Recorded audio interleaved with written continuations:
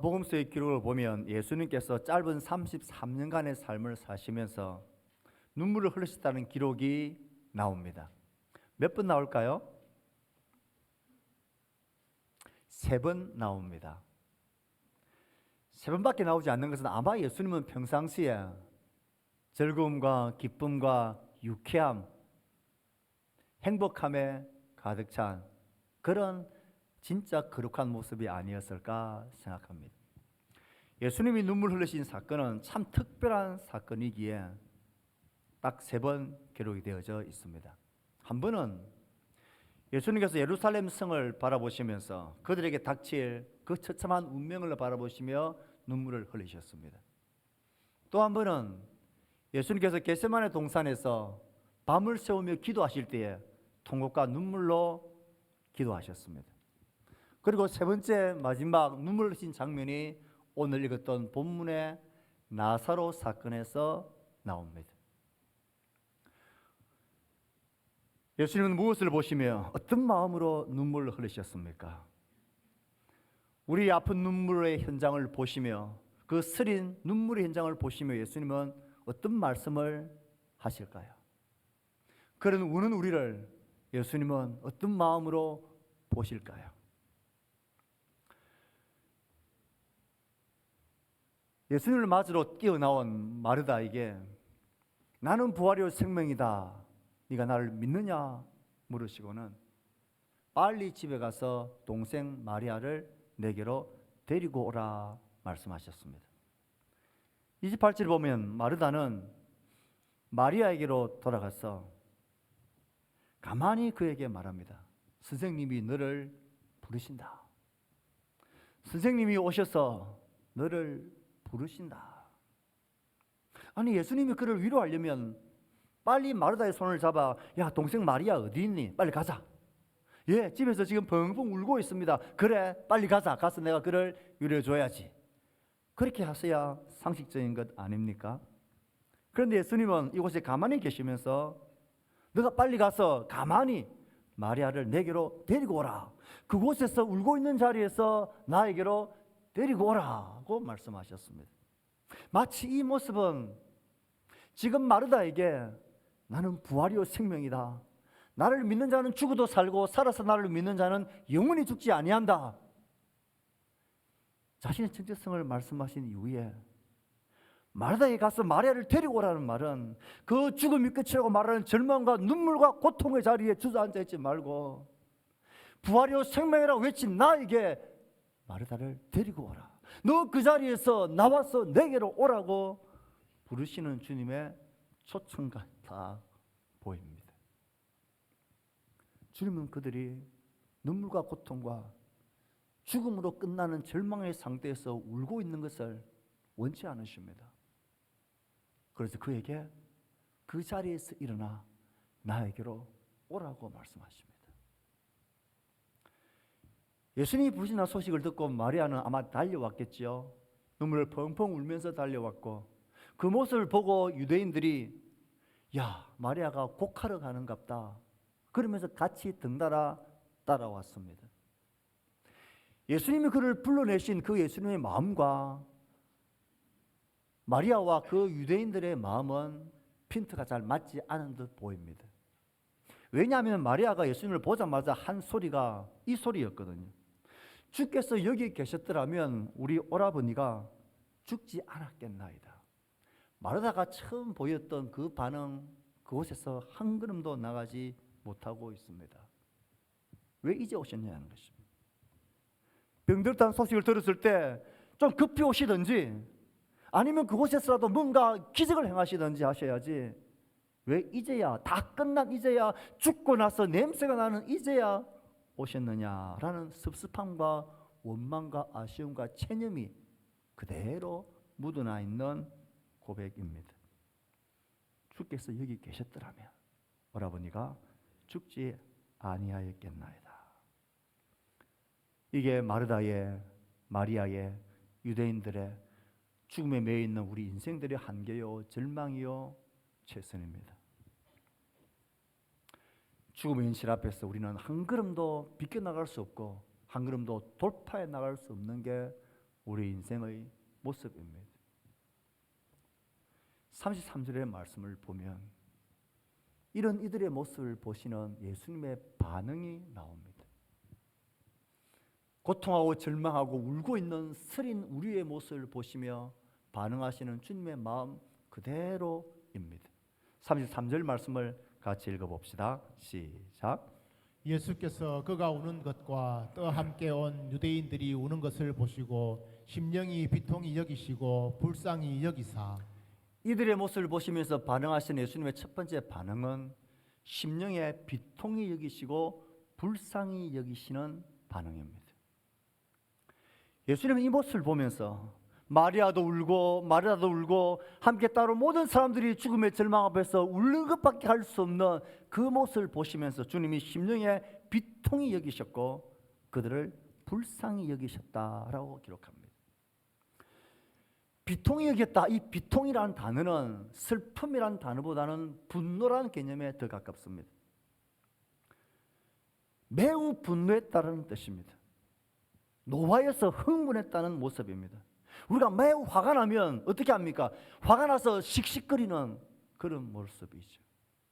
예수님은 이들이 우는 모습을 보고는 그 심령에 화가 나서 분노가 나서 참지 못할 그런 분노들이 막 속에서 씩씩거리며 나오시는 모습입니다. 불쌍히 여기다. 이 불쌍히 여기다라는 단어는 흔든다, 괴로워한다. 좀 우리식으로 딱 맞게 번역을 하면 치가 뚫리는 모습입니다.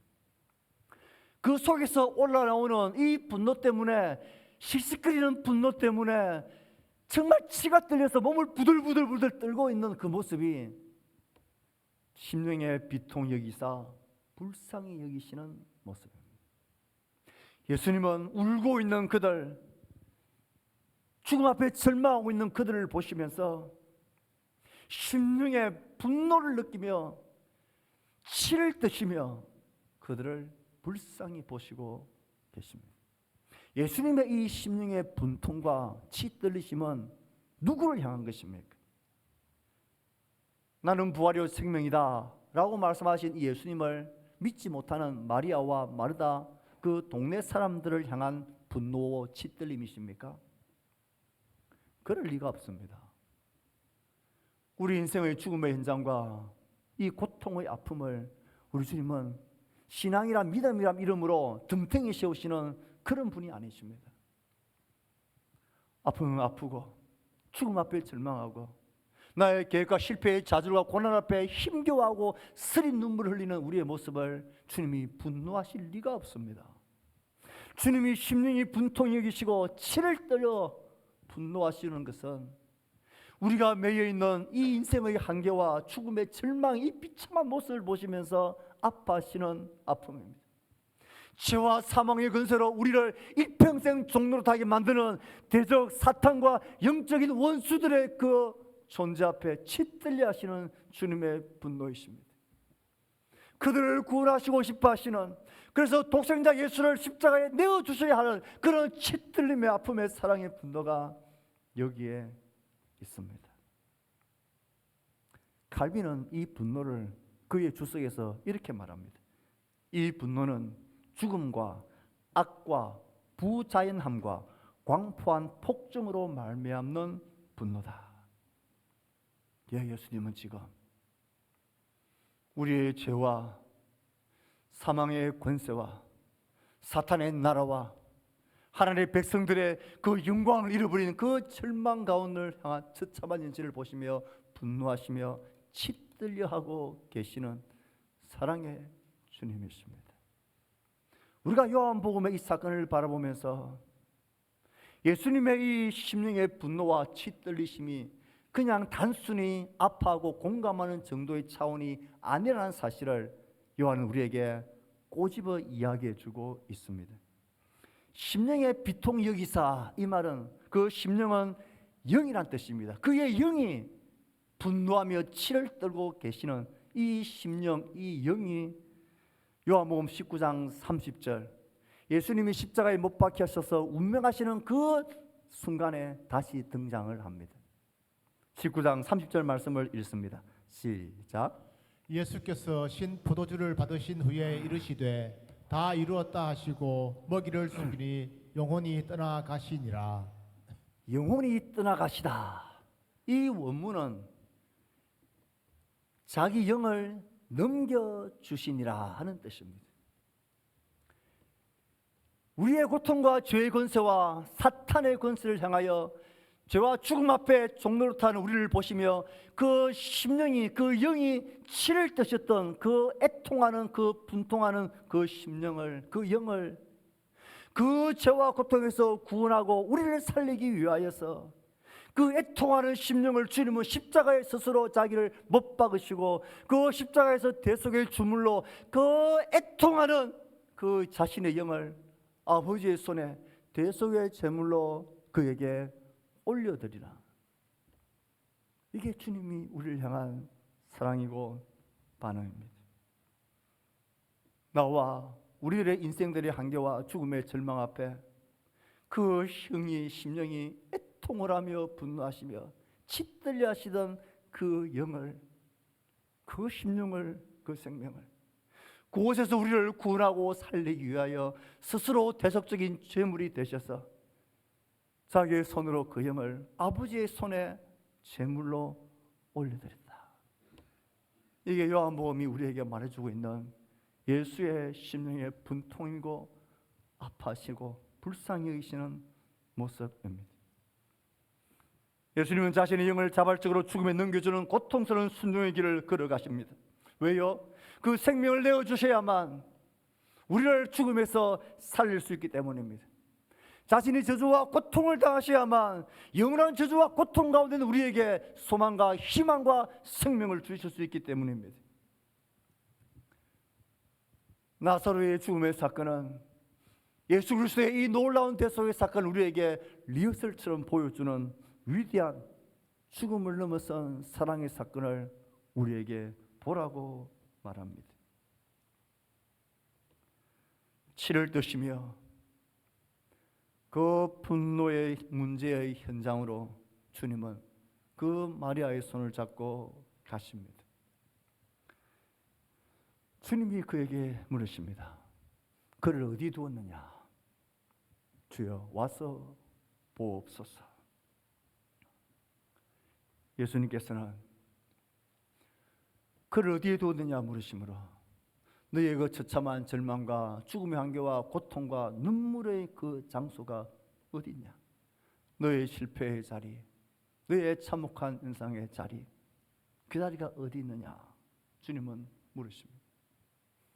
아마 이 마음을 알았는지 몰랐는지 마리아는 아마 예수님의 손을 이끌고 지금이라도 늦었지만 그때 계셨더라면 오라버니가 죽지 않고 살았겠지만 주님 그 현장에 그 주님을 손을 잡고 주님 보십시오. 여기입니다. 주님이 부재에서 생겨난 문제의 현장이 여기입니다. 우리가 이렇게 울 수밖에 없는 참혹한 현장, 그 현장이 바로 여기입니다. 주님 왜 그때 여기에 계시지 않으셨습니까? 주님 한번 이 현장을 보십시오. 아마 원망과 이 안타까운 마음을 가지고 섭섭한 마음을 가지고 주님의 손을 잡고 그 오라비가 누워있는 무덤을 향했겠죠. 저는 생각해 보았습니다. 예수님의 손을 잡고 늦었지만 주님 나의 이 현장을 참혹한 현장을 와 보십시오라고 이끌던 그 마리아의 마음, 그 느낌을 우리는 가질 때가 종종 있습니다. 주님 왜 그때 내가 그렇게 주를 찾을 때 간절히 주를 간구하고 도와달라고 할 때에 그때 왜 가만히 계셨습니까? 그래서 지금 내가 일어난 나의 고통의 문제, 이 슬픔의 쓰라린 현장 주님 한번 보십시오. 이 안타까운 상황을 주님 어떻게 보십니까? 왜 저렇게 무고한 자들이 권력과 전쟁의 그 폭력 앞에서 죽어가는데 왜 하나님은 가만히 계십니까? 그렇게 기도하고 하나님을 섬기고 살아가고 신앙생활 한다고 했는데 왜 나의 삶 가운데 이런 고통과 어려움이 있는데도 왜 가만히 계신 겁니까? 그 현장을 한번 보십시오. 왜 악한 자들을 가만히 두십니까? 왜 어려운 정의의 손으로 심판하지 않으십니까?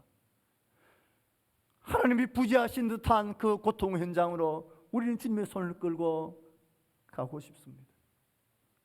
아마 마리아는 그렇게 늦었지만 어디냐고 물으시는 주님의 손을 붙들고 주님 한번 보실래요? 주님이 부재하셔서 지체하셔서 일어난 그 참혹한 현장을 한번 보실래요?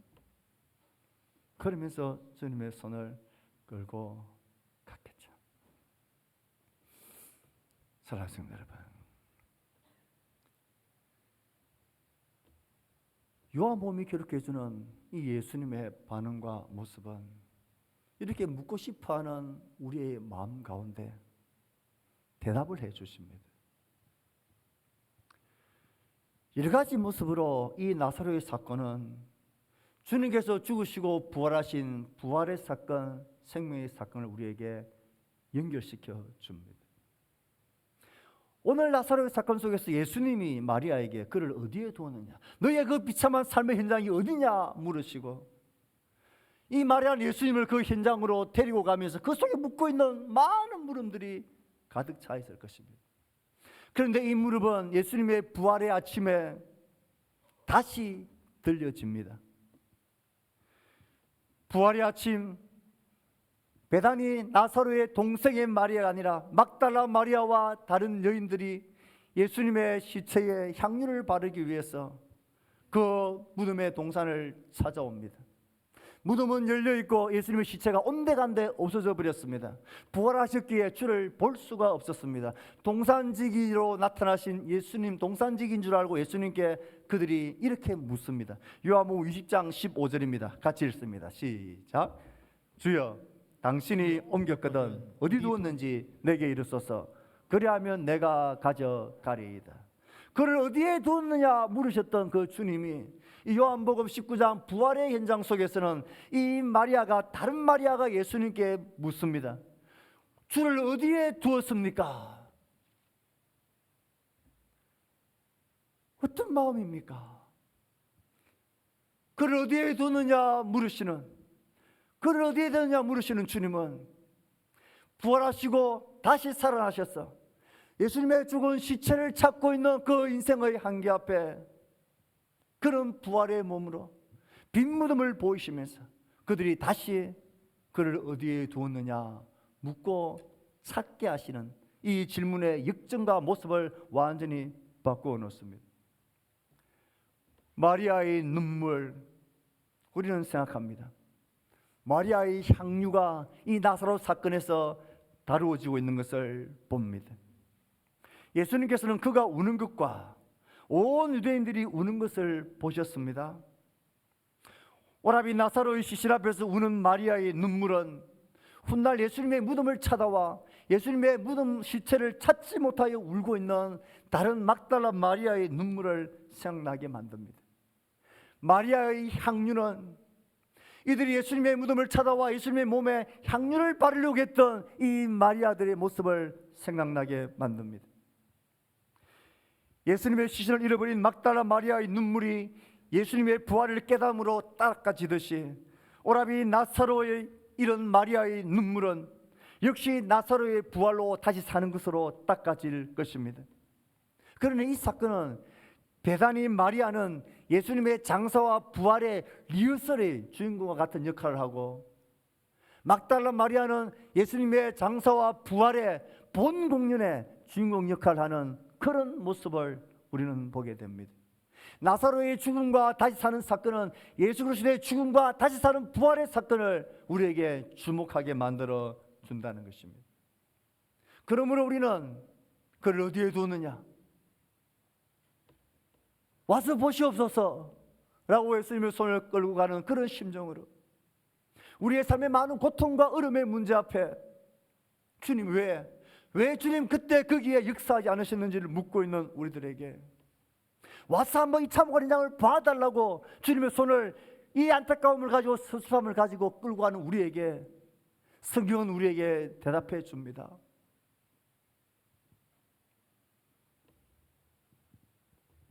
마리아를 그 자리에서 불러내신 주님은 오늘 우리에게 너희들도 와서 보라고 말씀하십니다. 주님 어디에 계셨냐고 묻는 우리들에게 주님은 우리의 손을 이끌고 저 십자가 골고다 언덕으로 가자고 말씀하십니다. 주님, 그때 나의 죽음의 절망이 끝난 그 상관 속에 어디에 계셨냐고 묻는 우리에게 주님, 우리의 손을 잡고 당신의 빈 무덤 부활의 장소로 우리를 끌고 가십니다. 왜 십자가에서 주의 죽으심과 부활의 사건이 우리의 영원한 자랑이고 우리의 영원한 소망입니까? 그 어떤 죄와 죽음의 절망도 예수님의 사랑 앞에서는 끝일 수 없고 절망일 수 없습니다. 와서 봐달라고, 와서 한번 봐달라고 말하는 우리의 손을 이끌고 너도 와서 한번 보라고 우리에게 말씀하십니다. 하나님, 이 처참한 인상을 보라고 말씀하시는 우리에게 주님, 우리의 손을 이끌고 보다 더 처참한 골고다 언덕으로 와서 너도 보라고 말씀하십니다. 이 벌어진 사건, 죽음의 절망을 어떻게 할 겁니까? 이 고난과 쓰라린 눈물의 현장을 어떻게 할 겁니까? 주님, 눈이 있으면 와서 한번 내 상황과 사정을 보세요 말하는 우리에게 주님, 우리의 손을 끌고 다시 가십니다. 너도 십자가에서 누가 달리는지를 보라고 말씀하십니다. 죽음이 끝이라고, 너의 삶이 끝이라고, 너도 와서 이 빈무덤을 다시 한번 보라고 우리에게 주님은 말씀하십니다. 사랑하는 성도 여러분, 주의 백성으로 살아갈 때 이 땅에서 아쉬워하는 삶, 억울한 삶, 때론 고통스러운 삶, 하나님의 부재와 무관심으로 비통해지는 쓰라린 눈물을 흘리면서 주님, 어디에 계셨습니까?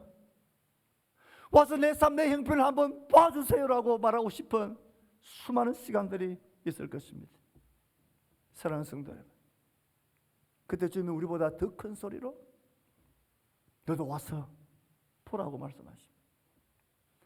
나를 향한 사랑이 의심되어지고 사랑의 부재가 너를 힘들게 할 때에 너 다시 골고다 언덕 위로 와서 눈을 들어 십자가를 보라고 말씀하십니다.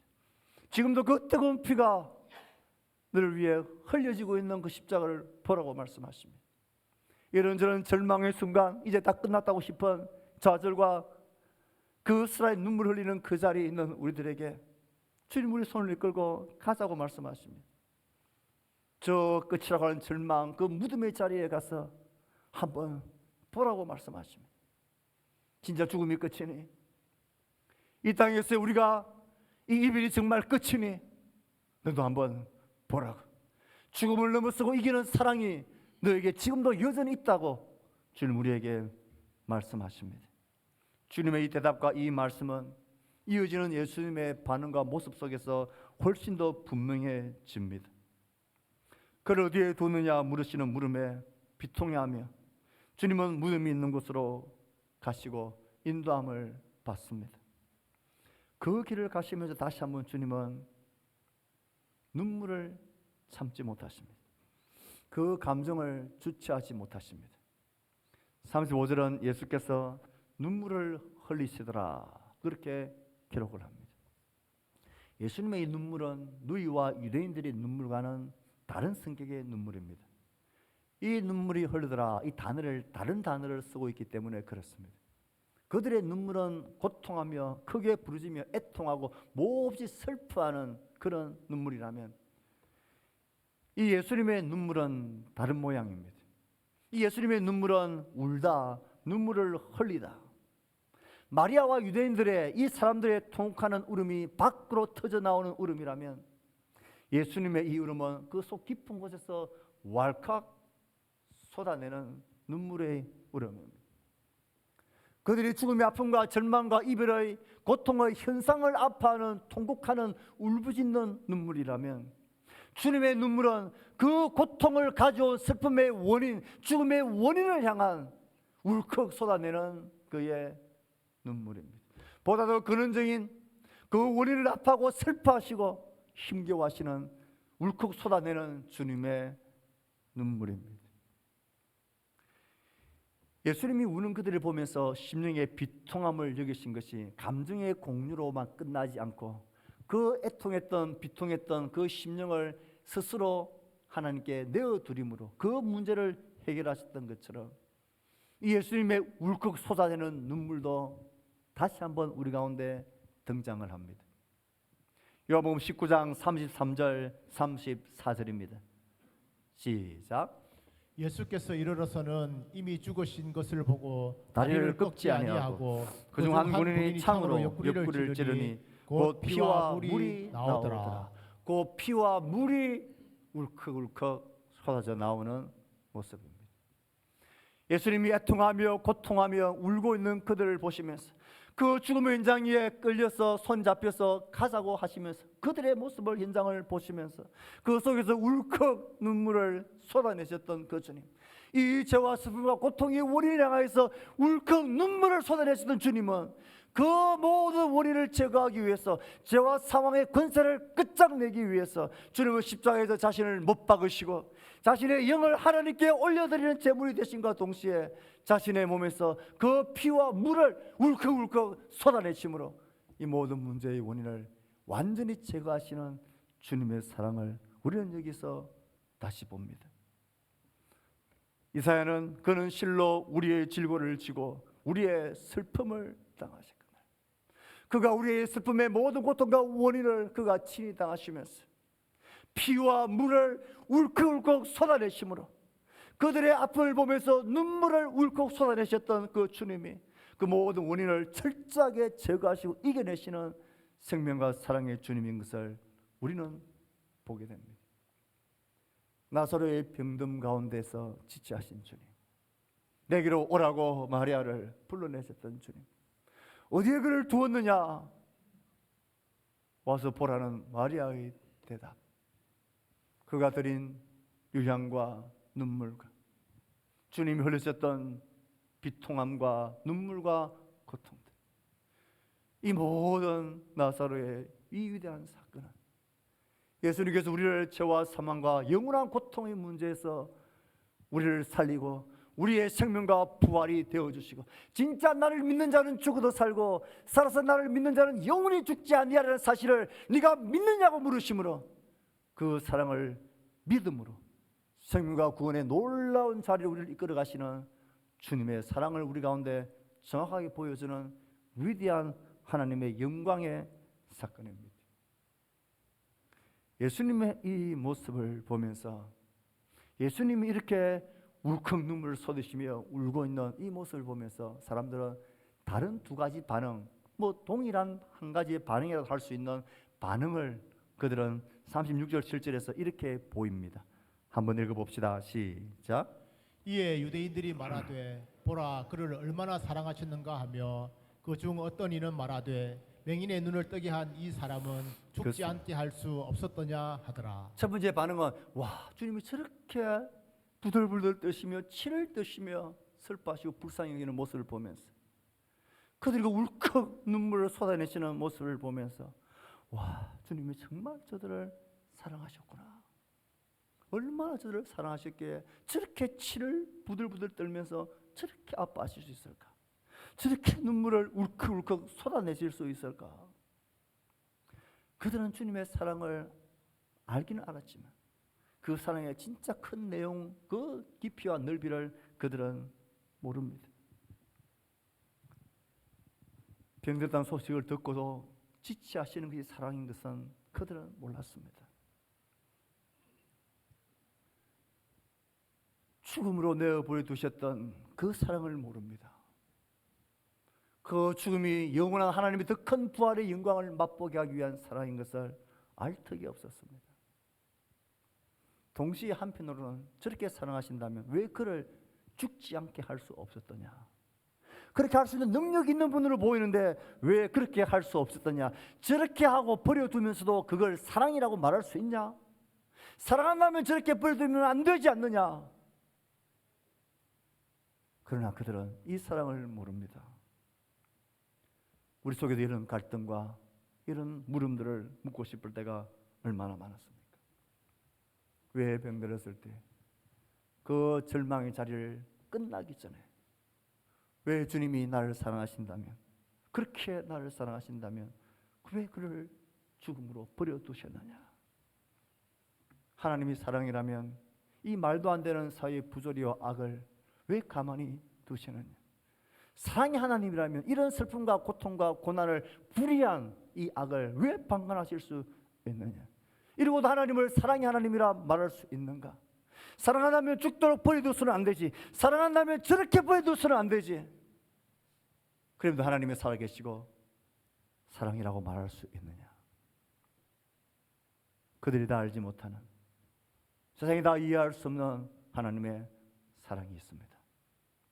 사랑하시기 때문에 버려두십니다. 사랑하시기 때문에 죽게 하십니다. 사랑하시기 때문에 부재하는 듯한 아픔의 시간들이 있습니다. 하나님이 부재가 사랑일 수 있냐고요? 사랑일 수 있습니다. 하나님의 거절이 사랑일 수 있냐고요? 사랑일 수 있습니다. 우리는 하나님의 사랑을 보게 될 것입니다. 그 사랑을 믿는 믿음으로 주를 바라볼 때에 우리는 하나님의 영광을 반드시 보게 될 것입니다. 하나님의 시간에, 하나님의 방법으로. 그러나 반드시 확실하게 그 모든 하나님의 사랑이었음을 알게 될 것입니다. 우리의 믿음과 신앙생활이라는 것은 그 시간을 견디며 그 사랑을 믿으며 오늘을 주를 사랑하며 주를 의지하며 살아가는 이 부단한 우리의 분투가 믿음의 생활입니다. 예수를 믿기로 작정했다면 이 영원한 변함없는 죽음을 넘어서는 하나님의 사랑을 믿기로 작정한 것입니다. 그래서 우리는 포기할 수가 없는 것입니다. 정말 사랑하시기에, 정말 그를 사랑하시기에 죽음 가운데 버려두신 것입니다. 우리를 진짜 죽지 않게 하기 위해서 죽음 가운데 버려두신 것입니다. 다시 진짜 영원히 살게 하기 위해서 우리를 버려두신 것입니다. 자기를 십자가에 죽이심으로 나사로를 영원히 살게 할 사랑이라고 대답해 주십니다. 죽지 않게 하기 위해서 자신이 십자가에서 피와 물을 쏟아내어야 하는 그런 사랑이라고 우리에게 이 사건은 말해줍니다. 주님의 그 의로운 분노와 눈물과 짓달려 하시는 고통과 쏟아내시는 눈물은 우리를 향한 하나님의 영원한 사랑을 확증해주고 보여줍니다. 이 사랑만이 죽음과 같은 이 세대와 문화를 이겨내는 힘이 되게 합니다. 얼마나 많은 미움과 경쟁과 시기와 질투와 다툼과 불의와 욕심과 거짓과 음란과 부정함으로 이 사회가 죽어가고 우리의 관계와 우리의 신앙을 죽어가게 하는지 모릅니다. 이 모든 것들을 이길 수 있는 생명의 힘과 능력은 우리를 사랑하사 생명 내어주신 죽음을 이기신 그 사랑과 지금도 변함없는 말할 수 없는 놀라운 사랑으로 우리를 영원히 사랑하시는 그 사랑을 믿는 믿음입니다. 이것을 내가 믿을 때에 하나님의 영광을 보게 할 것입니다. 사랑하는 성도 여러분, 우리는 이 말씀을 마치면 응답 찬양을 부를 건데